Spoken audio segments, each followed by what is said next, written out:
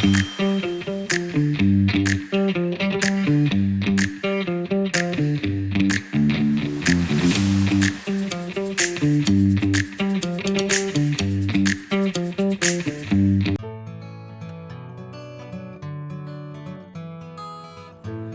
per share EPS atau laba per saham.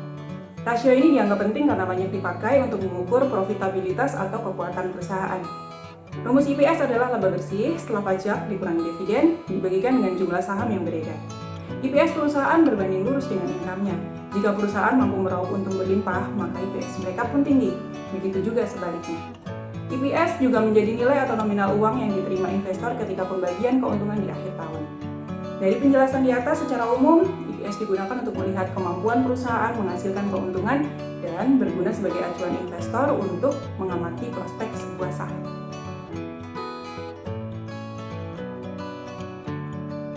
Salah satu rasio keuangan yang biasa dijadikan analisis fundamental oleh perusahaan untuk mengatur keuangan perusahaan adalah price earning ratio. Price earning ratio biasa digunakan untuk mengukur risiko dan menilai mahal atau murahnya saham berdasarkan kemampuan perusahaan menghasilkan laba bersih.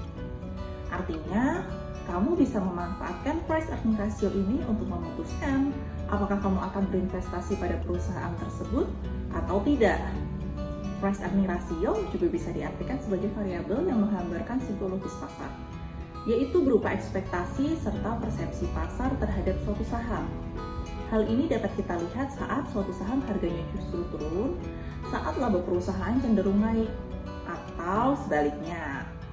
Tinggi rendahnya price earning ratio ditentukan dengan membandingkannya dengan price earning ratio saham lain atau price earning sektor atau pasar yang sesuai untuk dijadikan perbandingan. Perusahaan yang merugi tidak memiliki price earning ratio. Cara menghitung price earning ratio adalah dengan membagi closing price dibagi dengan earning per share.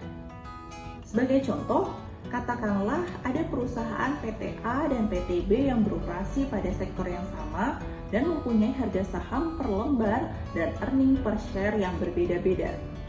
PTA mempunyai closing price seharga Rp60.000, sementara itu closing price PTB adalah Rp2.200.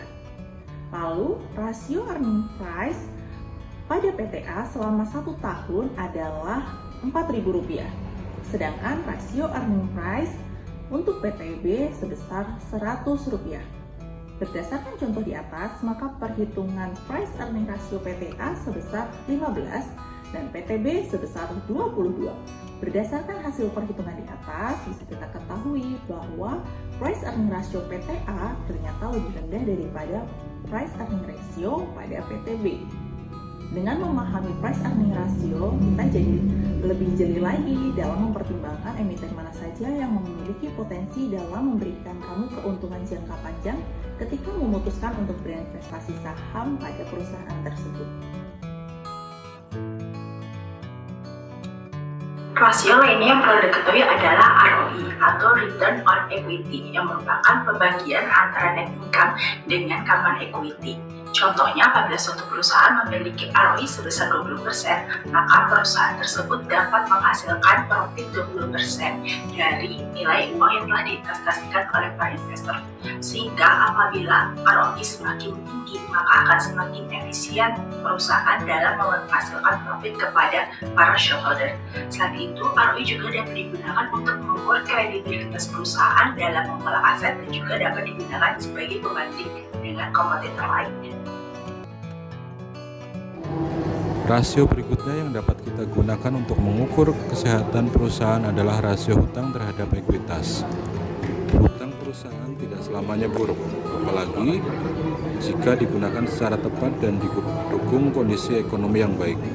Hutang dapat membantu perusahaan untuk tumbuh lebih baik lagi dan semakin cepat. Hutang memungkinkan suatu perusahaan memproduksi dan menjual barang ataupun jasa lebih banyak lagi yang berdampak pada pendapatan maupun laba melalui perluasan pasar. Namun, dalam kondisi ekonomi yang kurang baik, hutang dapat membebani perusahaan dan dengan bunganya dan apabila tidak dikelola dengan baik dapat membawa perusahaan pada kebangkrutan. Jadi, Dapat disimpulkan bahwa debt to equity ratio membantu kita memonitor rasio hutang sehingga pertumbuhan perusahaan tetap terjaga dengan baik dan di lain sisi perusahaan tetap kuat menghadapi situasi ekonomi yang kurang baik.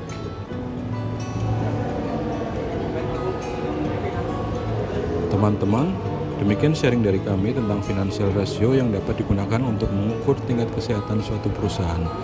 Semoga bermanfaat dan jangan lupa klik subscribe dan share video ini kepada teman-teman yang lainnya. Terima kasih.